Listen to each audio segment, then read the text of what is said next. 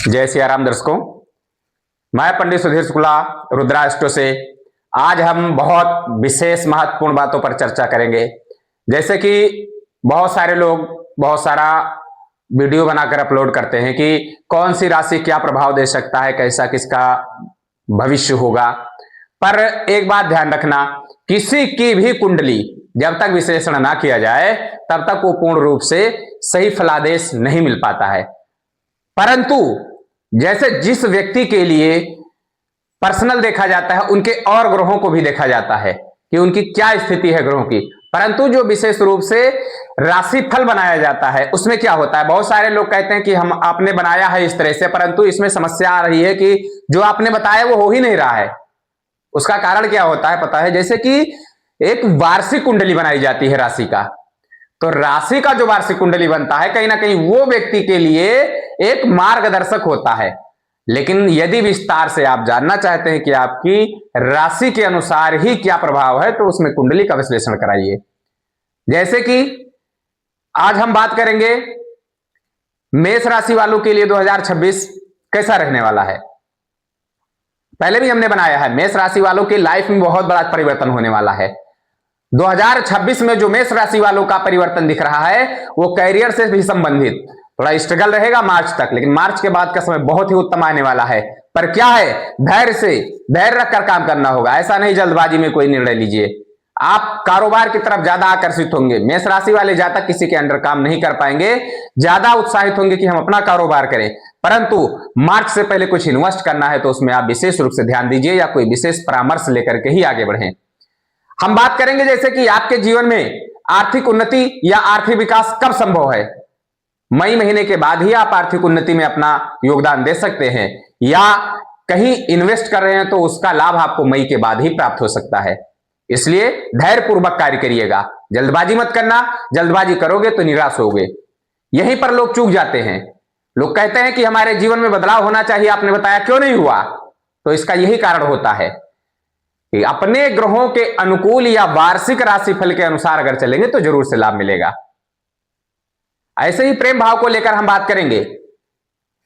मेष राशि वाले जातक थोड़ा प्रेम भाव पर ध्यान दीजिए, क्योंकि इस वर्ष जो है राजा बृहस्पति और मंत्री मंगल रहेंगे 2026 में। तो 2026 की स्थिति क्या रहेगी, शुरुआती दौर में जो शनि की स्थिति रहेगी वो द्वितीय भाव में होने की वजह से आपके मन को थोड़ा सा उग्र बनाएगा। और कुटुंब परिवार से अपना सामंजस्य बनाकर रखें। प्रेम भाव में यदि किसी प्रकार का कहीं पर कमी दिख रहा है तो उसको संभालने का प्रयत्न करें, ना कि उसे बिगाड़ने का। अन्यथा आपको रिलेशनशिप से संबंधित समस्या उठानी पड़ सकती है या अपने आप से दूर भी हो सकते हैं। क्या करें कि जिससे आपका आर्थिक उन्नति हो, आपके प्रेम में खुशियां आए, आपके कारोबार में वृद्धि हो, या किस प्रकार के उपाय करने से आपको लाभ मिल सकता है। मैं छोटा छोटा उपाय आपको बताऊंगा, बहरहाल उसको आप करिए। और विस्तार से यदि कोई ज्यादा आप जानना चाहते हैं तो कुंडली का विश्लेषण करा लीजिए, ताकि ये देखिए कि कौन कौन से ग्रह आपके कमजोर हैं, उसके अनुसार भी आप उपाय कर सकते हैं। पर एक जनरल उपाय मैं आपको जो बता रहा हूं 2026 के लिए कि आर्थिक स्थिति में उन्नति भी हो और उसके साथ साथ आपके बिजनेस व्यापार में भी वृद्धि हो, आपके प्रेम विवाह में या लव लाइफ में या पारिवारिक जीवन में या संतान पक्ष से लेकर यदि किसी प्रकार की कोई असुविधाएं बन रही है तो उस पर हम क्या उपाय करके आगे बढ़ सकते हैं। जैसे कि सबसे महत्वपूर्ण होता है व्यक्ति के जीवन में धन, और हर कोई धन के पीछे भागता है। आप भी धन के पीछे भागते होंगे। आप ये जानना चाहते होंगे क्या किया जाए कि जिससे हम और उन्नति करें, हमारा बिजनेस व्यापार बढ़े, पर उसमें आप निराश हो जाते हैं। तो क्या कारण होता है? आपके धनेश का कमजोर होना, आपका कर्मेश कमजोर होना, आपका भाग्येश कमजोर होना। देखिए, भाग्य भाव होता है व्यक्ति का पिता का स्थान। सूर्य को प्रतिदिन जल चढ़ाया करिए, आदित्य हृदय स्तोत्र का पाठ किया करिए, निश्चित ही भाग्य सपोर्ट करने लगेगा। बड़े बुजुर्ग का आशीर्वाद लिया करें, माता पिता का आशीर्वाद लें। यह सब करना आपके लिए बहुत ही लाभदायक होगा। इससे आपके जीवन में पॉजिटिव एनर्जी बढ़ेगी, आपका भाग्येश प्रबल होगा, और भाग्य प्रबल हुआ तो व्यक्ति कर्म में लाभ प्राप्त करता है। इसी प्रकार यदि आपको संतान से संबंधित दिक्कत हो रहा है, पंचमेश आप देख लीजिए क्या है आपकी कुंडली का, उसके अनुसार उस ग्रह का आप समाधान कर लीजिए, निश्चित ही आपको संतान से खुशी मिलने लगेगा। जो बालक शिक्षा क्षेत्र में है, यदि शिक्षा कमजोर है तो निश्चित ही उनके पंचमी भाव में या पंचमेश या भावेश कमजोर होगा, जिसकी वजह से दिक्कत हो रहा होगा। बच्चे की कुंडली विश्लेषण कराकर आप देख लीजिए, पंचमेश कमजोर होने से ही बालक का प्रभाव ऐसा होता है। उसका उपाय कर लीजिए, उसके ग्रहों के अनुकूल उपाय कर लीजिए। जो भी ग्रह बैठे हैं, हर ग्रहों का अलग अलग उपाय होता है, निश्चित ही आपको लाभ मिलना चालू हो जाएगा। पर 2026 में कुछ साधारण उपाय क्या करना चाहिए? साधारण उपाय क्या करें? मेष राशि वाले जातक हमेशा मंगलवार के दिन कुछ लाल चीजों का दान जरूर किया करें, या हनुमान जी के मंदिर में आप चमेली का तेल और सिंदूर दान करिए, जिससे भी आपको लाभ मिलेगा। क्योंकि मंगल सेनापति है, सेनापति कारक ग्रह।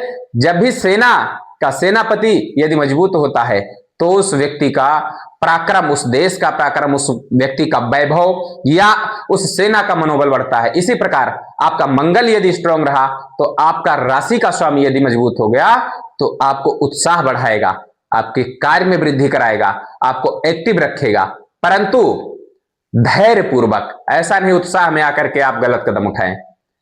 तो आपको करना क्या है? जो मंगलवार के दिन बताया उसको आप करिए। शनि द्वितीय भाव में रहेगा, कुछ समय के लिए गोचर करेगा। आप हनुमान चालीसा का पाठ करना प्रारंभ कर दीजिए, धन में वृद्धि होने लगेगा, परिवार में आपके सामंजस्य बनने लगेगा। कारोबार, यदि आप देख रहे हैं कारोबार में कुछ तरक्की नहीं हो रहा है, आप अपने ऑफिस के एंट्री पर स्वास्तिक बनाएं, और अगर हो सके तो आप वो स्वास्तिक जो बनाए वो मदार जो होता है, आंख की, सफेद आंख की जड़ से आप स्वास्तिक बना दीजिए अपने कार्यस्थल पर। अंदर घुसते ही दाहिने भाग में जहां पर आपका ऑफिस का एंट्री हो, आप आंख की जड़ से आप स्वास्तिक बना दीजिए। देखिए आपके जीवन में बदलाव हो जाएगा, आपके कार्य क्षेत्र में उन्नति होने लगेगा। छोटे छोटे साधारण उपाय हैं, आप एक बार करके देखिए।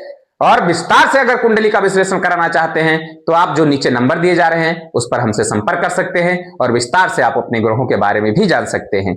आगे फिर हम आपको और ग्रहों के बारे में विस्तार से बताएंगे। तब तक के लिए दीजिए इजाजत। जय श्री सीताराम।